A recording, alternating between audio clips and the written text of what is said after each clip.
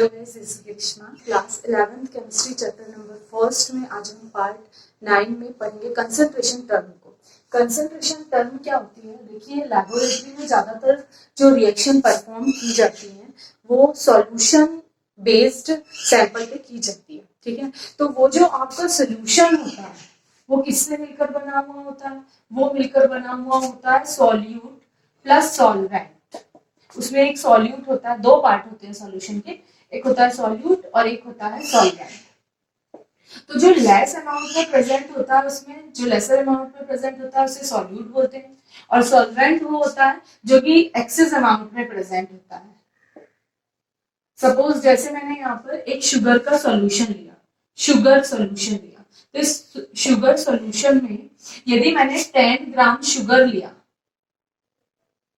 और 100 gram water या 100 ml मैंने क्या लिया? वाटर लिया, वाटर लिया।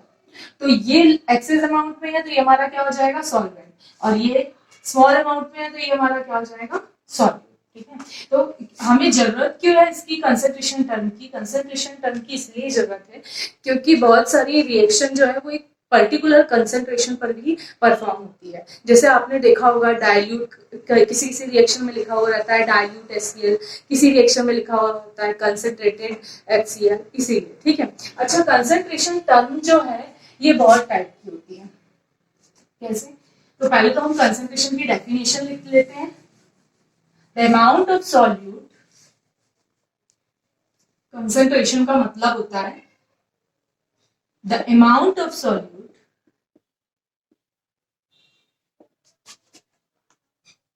present in the solution और सॉल्वेंट।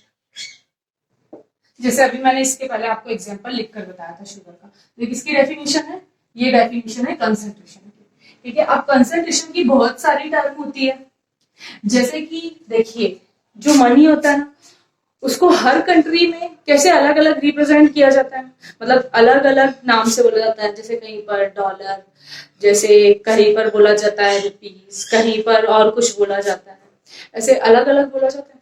वैसे ही यहाँ पर कंसंट्रेशन टर्म को हम अलग अलग वे से डिफाइन कर सकते। तो जैसे आपको पता है ना कि $1 इज इक्वल्स टू जैसे 78 रुपीज होता है, और भी मनी के लिए जो जैसे दहरम है तो उसका अलग अमाउंट होगा कि वो दहरम जो है वो कितने रुपीस के इक्वल है, ऐसे होता है ना।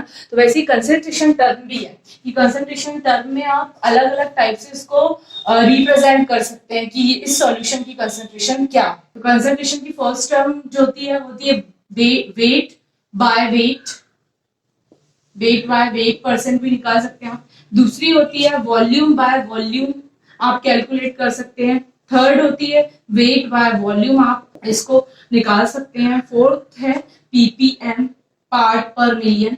एक होता है ppb, पार्ट पर बिलियन। और फिर होता है मोल फ्रैक्शन, मोलेरिटी, मोलेरिटी, और होता है मोलेलिटी,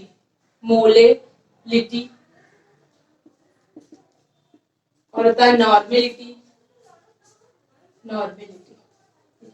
इतनी कंसंट्रेशन जो टर्म है वो हमें पढ़नी है, ठीक है। तो इसमें फर्स्ट कंसंट्रेशन टर्म को हम देखते हैं, weight by weight percent is equals to होता है मास ऑफ, इसको ना मास परसेंट भी बोलते हैं, जब आप वेट बाय वेट कैलकुलेट करते हैं ना। तो इसका मतलब क्या होता है, पहले तो मैं इसका आपको मीनिंग बताती हूँ।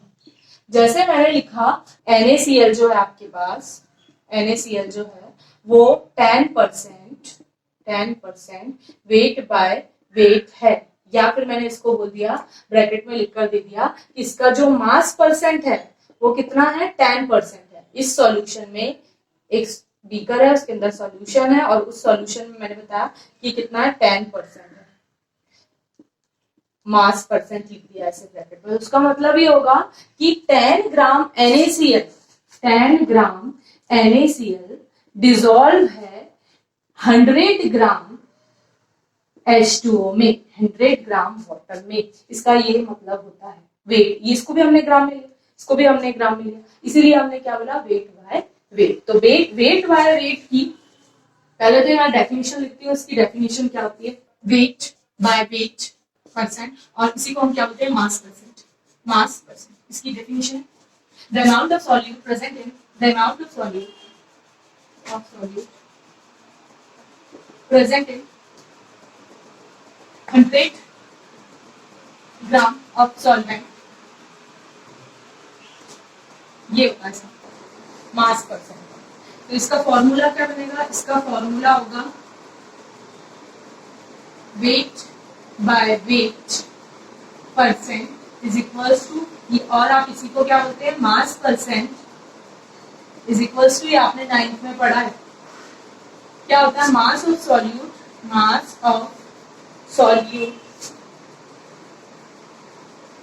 Divided by mass of solution into 100% निकालना है ना। अब मास ऑफ सॉल्यूशन बोला है, मतलब इसमें दोनों प्लस हो जाएंगे, सॉल्यूट प्लस सॉल्वेंट, ये दोनों का अमाउंट इसमें क्या रहेगा, प्रेजेंट। तो एक क्वेश्चन हम लेते हैं, a given sample contain, question है, a given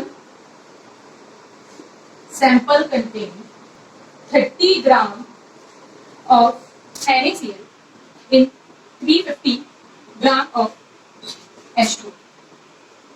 Calculate its concentration.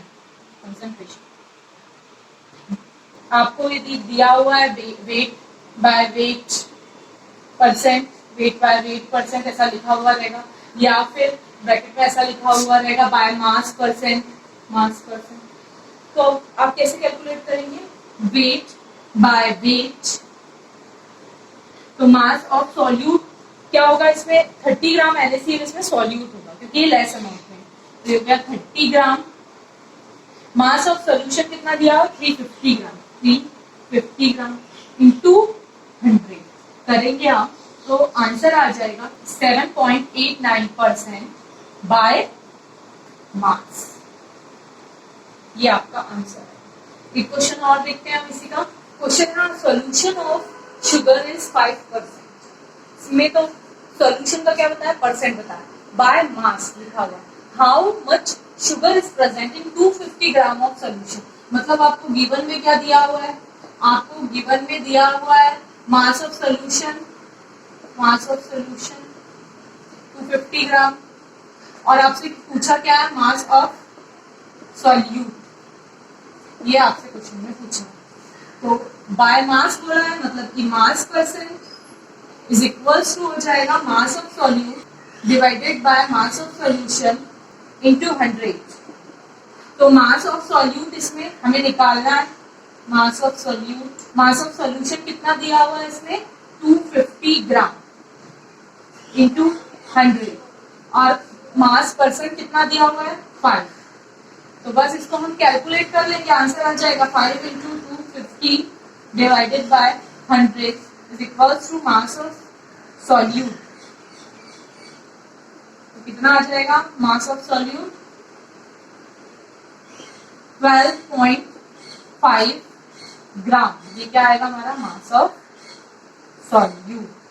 Question है, if the 11 gram oxalic acid are dissolved in 500 ml of solution, density दी हुई है उसकी, what is the mass percent of oxalic acid in the solution.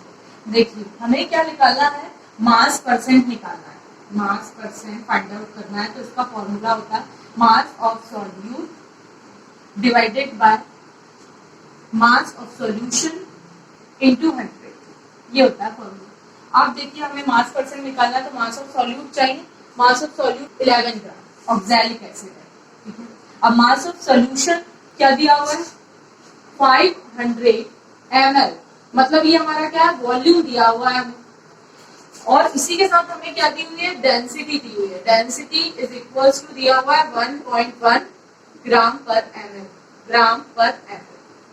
अब density is equals to क्या होता है, आपको पता होगा, मास अपॉन वॉल्यूम, तो मास हमें निकालना है, निकल जाएगा मास, क्योंकि हमें डेंसिटी और वॉल्यूम की वैल्यू पता है। तो कितना हो जाएगा 500 इंटू 1.1, तो मास कितना आ जाएगा 550 ग्राम। ये क्या कैलकुलेट होगा हमारा मास। अब इसके बाद इस वैल्यू को हम यहाँ पुट कर देंगे 550 ग्राम इंटू 100, तो बस इसको कैलकुलेट कर लेंगे। इसका आंसर आ जाएगा 110 डिवाइडेड बाय 52%। इसके बाद हम नेक्स्ट टर्म को देखते हैं volume by volume percent. Volume by volume percent क्या होता है? Volume of solute present in 100 ml of solvent, उसी को आप क्या बोलते हैं? Volume by volume. जैसे मैंने लिखा कि 20% एथिल अल्कोहल, इसके पहले मैंने ऑक्सैलिक एसिड लिखा था, उसका फॉर्मूला ही होता है COOH into 2H2। तो यदि मैंने लिखा 20% एथिल अल्कोहल, इसका मीनिंग क्या है? बाय, और यदि लिखा हुआ है volume percent, bye volume percent, तो इसका मतलब ये होगा कि 20 ml C2H5OH प्रेजेंट है किसमें? 100 ml सॉल्यूशन। और इसी को आप क्या बोल सकते हैं कि 20 ml C2H5OH प्रेजेंट है 80 ml H2। इसका ये मतलब, यहाँ बोल रहे हैं इसका मतलब क्या है कि सॉल्यूट प्रेजेंट इन सॉल्वेंट, और इसका मतलब क्या है? Solute present in solution. अब इससे इसका फॉर्मूला क्या होता है? Volume by volume percent is equals to होता है volume of solute divided by volume of solution into 100। ये होता है इसका फॉर्मूला। अब इससे रिलेटेड हम क्वेश्चन सॉल्व करके देखते हैं। क्वेश्चन है a solution contain 50 ml C2H5OH ethyl alcohol in 150 ml of H2. Calculate its concentration in terms of volume by volume। और ऐसा भी दिया हो सकता है कि इसका वॉल्यूम परसेंट फाइंड आउट करें, find out its volume percent. और इसको सॉल्व करते हैं तो यहाँ पर वही फॉर्मूला लगाएंगे, मैं इसी के नीचे लिख देती हूँ। हमें क्या निकालना है? Volume by volume, volume by volume percent. तो वॉल्यूम ऑफ सॉल्यूट कितना दिया हुआ है? ये लेस अमाउंट में हमारा सॉल्यूट होता तो 50 दिया हुआ है। वॉल्यूम ऑफ सॉल्यूशन बोला तो ये 50 और ये 150 को हम प्लस कर देंगे। सॉल्यूशन में क्या होता है? सॉल्यूट और सॉल्वेंट दोनों प्लस हो जाते हैं इनटू 100 पे। तो यहाँ पर हमारा क्या हो जाएगा आंसर? 50 डिवाइडेड बाय 200 इंटू 100 से ये कट हो जाएंगे, तो आंसर कितना आ जाएगा? 25%। ये इसका आंसर। नेक्स्ट टर्म है वेट बाय वॉल्यूम परसेंट। तो वेट बाय वॉल्यूम परसेंट क्या होता है? The mass of solute present in 100 ml of solvent, उसी को हम क्या बोलते हैं? वेट बाय वॉल्यूम परसेंट बोलते हैं। ठीक है, अब वेट बाय वॉल्यूम परसेंट, इसका फॉर्मूला क्या होता है? Mass of solute divided by volume of solution into 100। Suppose मैंने कहा 8% NaCl और लिख दिया कि वेट बाय वॉल्यूम, तो इसका मतलब ये होगा कि 8 ग्राम NaCl present in 100 ml of H2O। इसका मतलब ये होगा, ये ml में होगा और ये ग्राम में। ठीक है, वेट बाय वॉल्यूम से रिलेटेड हम कुछ क्वेश्चन देखते हैं। First question if NaCl solution is 12%, NaCl का एक सॉल्यूशन 12% का है, वेट बाय वॉल्यूम बोला है। ठीक है, तो इसमें इसका वॉल्यूम कितना रहा होगा? वॉल्यूम 100 ml रहा होगा। अब हम कौन से क्या बोल रहे हैं? Determine weight by weight percent. If density हमको बताइए, तो हमें क्या बताना है? सॉल्यूशन में weight by weight percent is equals to क्या हो जाएगा, mass of solute divided by mass of solution into 100। तो देखिए इस क्वेश्चन में यहाँ पर 12% वेट बाय, मतलब है कि इसमें 12 ग्राम जो है वो NaCl है और ये 100 ml H2O में डिसॉल्व है। इसका मतलब ये हुआ कि मास ऑफ सॉल्यूट तो हमें पता है कि कितना है, 12 ग्राम है, लेकिन हमें ये नहीं पता है कि वाटर ग्राम में कितना होगा। तो इसने क्या बताया हुआ है, वाटर की डेंसिटी, लेकिन हमको बता दी कि डेंसिटी इज इक्वल्स टू कितनी दी हुई है, 1.25। तो डेंसिटी इज इक्वल्स टू क्या होता है, मास अपॉन वॉल्यूम। तो यदि हमें मास निकालना है तो हम डेंसिटी को यदि वॉल्यूम से मल्टीप्लाई कर देंगे तो हमारा क्या आ जाएगा, मास आ जाएगा। तो डेंसिटी है 1.55 इंटू वॉल्यूम कितना दिया हुआ है, ये हमें यहाँ से पता चल रहा है वॉल्यूम कितना, 100 ml है ना। तो मास हमारा निकल आएगा 155 ग्राम निकल आएगा। अब हम यहाँ पर 155 ग्राम को पुट कर देंगे, हमारा mass of solution. Density solution की ही दी हुई थी यहाँ पर। अब इसको हम सॉल्व कर लेंगे तो हमारा जो आंसर आएगा वो होगा 7.7% वेट बाय वेट, ये आंसर होगा। दूसरा क्वेश्चन है, if NaCl solution is 12%, wait by wait दिया हुआ है, डिटरमाइन वेट बाय वॉल्यूम। अभी इसमें क्या बोला था कि वेट बाय वेट निकालना था, इसमें क्या बोला, वेट बाय वॉल्यूम निकालिए। तो weight by volume percent is equals to क्या होता है, mass of solute divided by volume of solution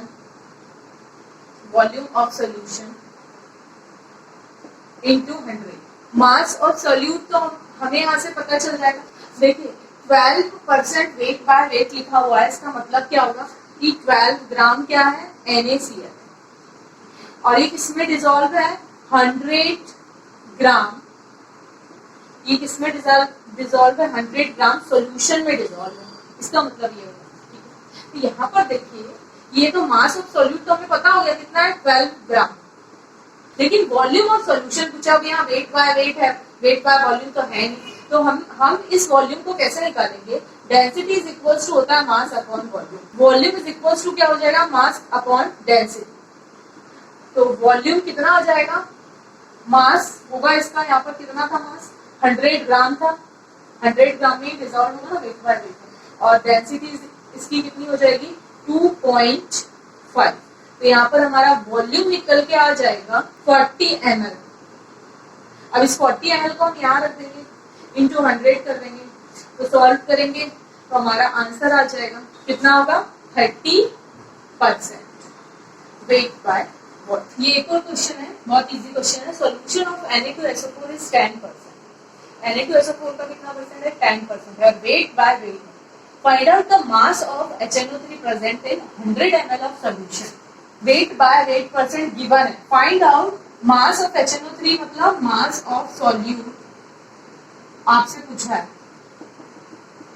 तो यहाँ पर क्या दिया हुआ, वेट बाय वेट दिया हुआ, इसी के थ्रू हम मास ऑफ सॉल्यूट निकाल सकते हैं।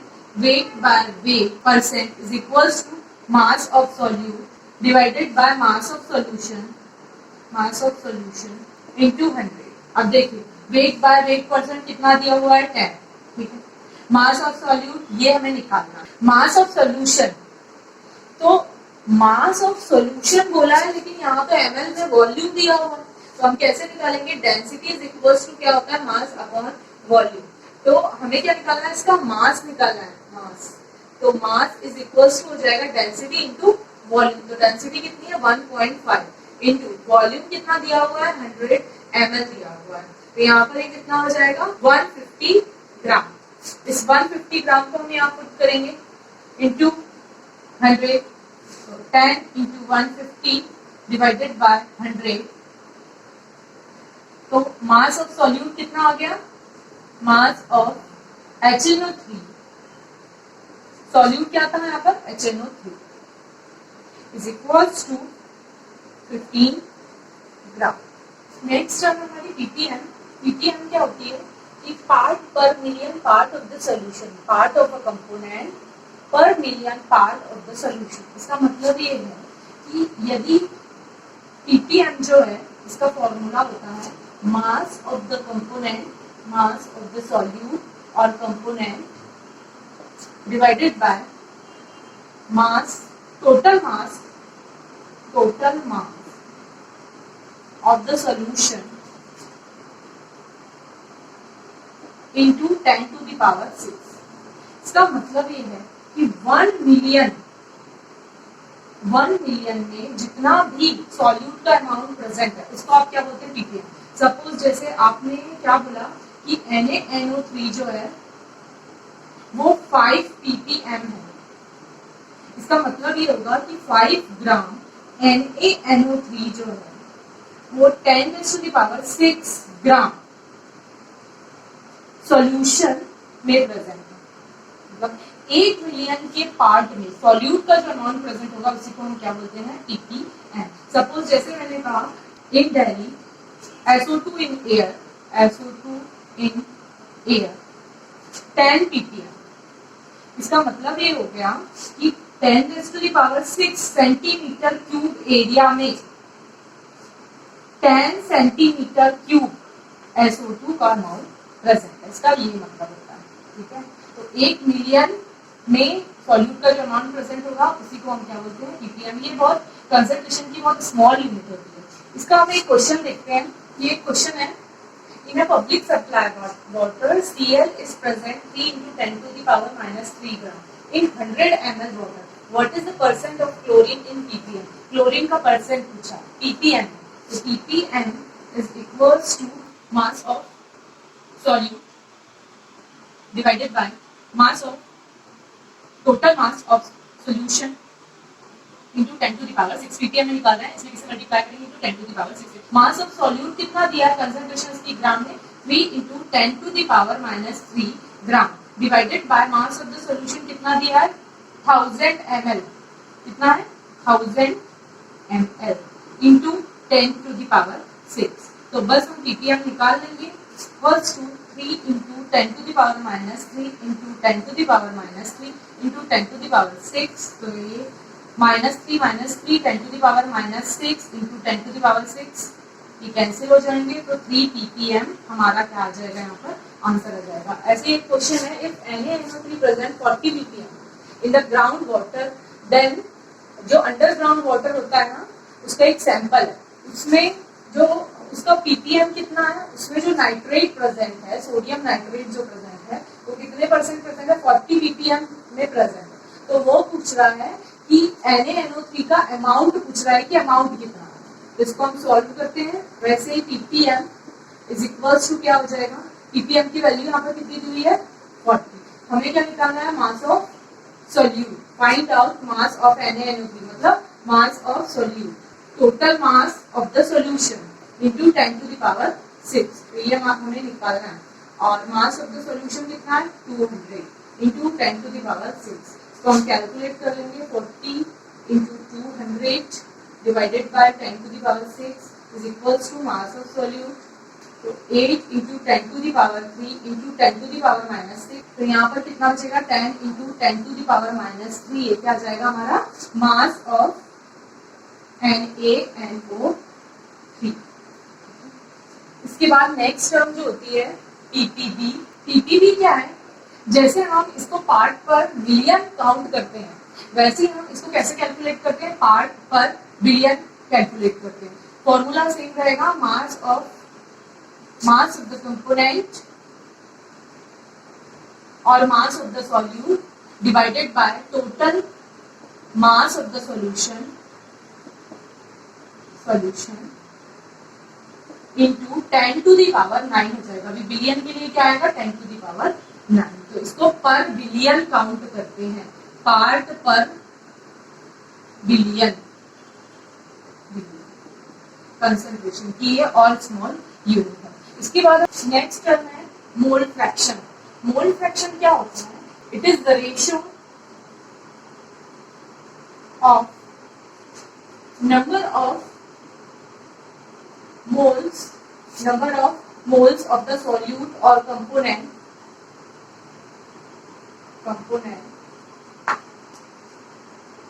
to the total number of moles present in the solution. Total number of moles का मतलब ये है कि सॉल्यूट प्लस सॉल्वेंट।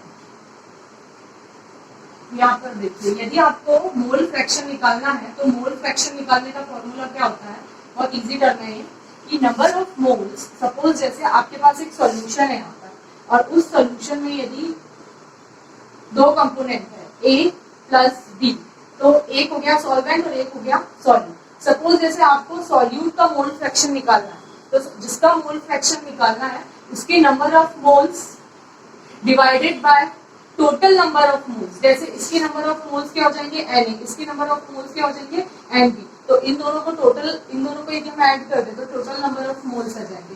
तो Na प्लस Nb क्या हो गए, टोटल नंबर ऑफ मोल्स।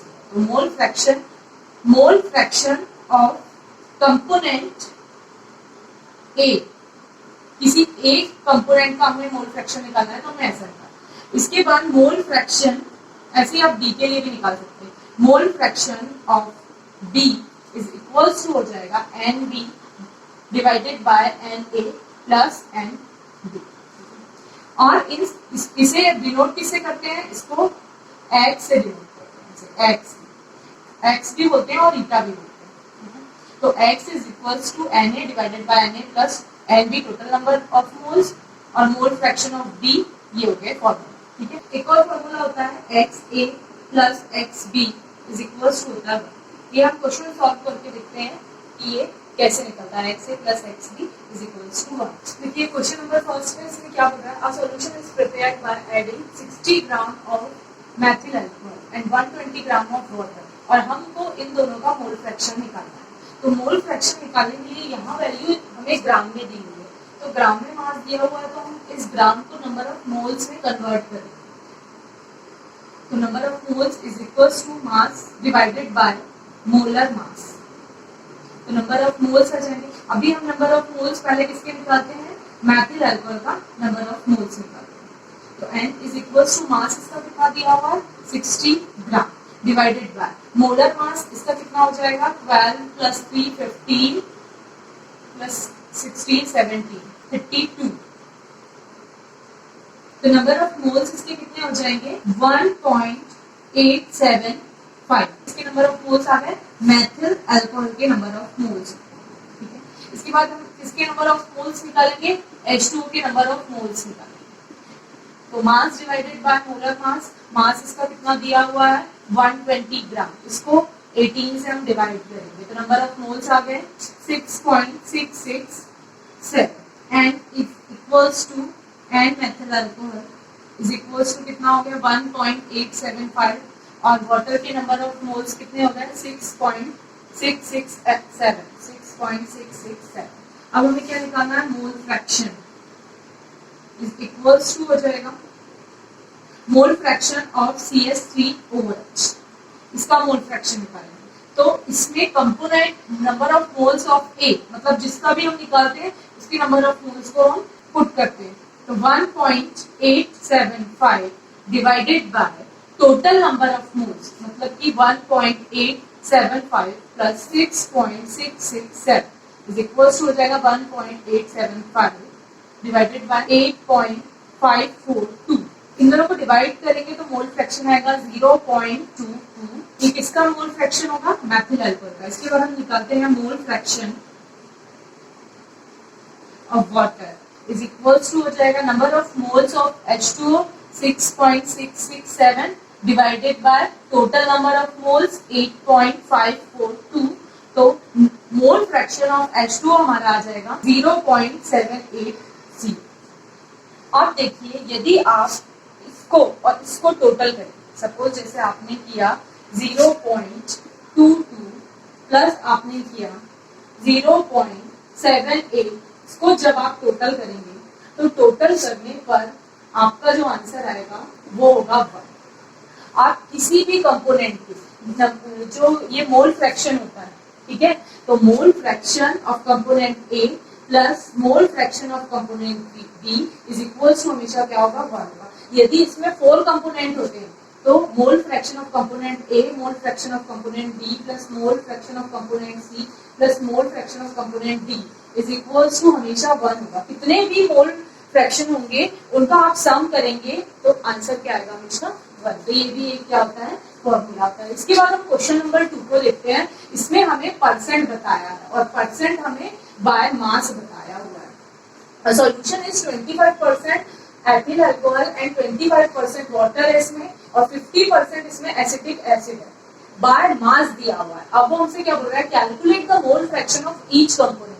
हमें मोल फ्रैक्शन निकालना है और यहाँ पर हमें जो अमाउंट दिया है वो परसेंट में दिया है। सबसे पहले मोल फ्रैक्शन निकालने के लिए हमें क्या निकालना होगा, नंबर ऑफ मोल्स। तो एथिल अल्कोहल हमें दिया हुआ है 25% बाय मास दिया हुआ है। तो जब बाय मास दिया होता है तो इसका मतलब क्या है कि 25 ग्राम C2H5OH जो है वो प्रेजेंट है किसमें, 100 ग्राम सोल्यूशन, 100 ग्राम सोल्यूशन। इसका यही मतलब होता है।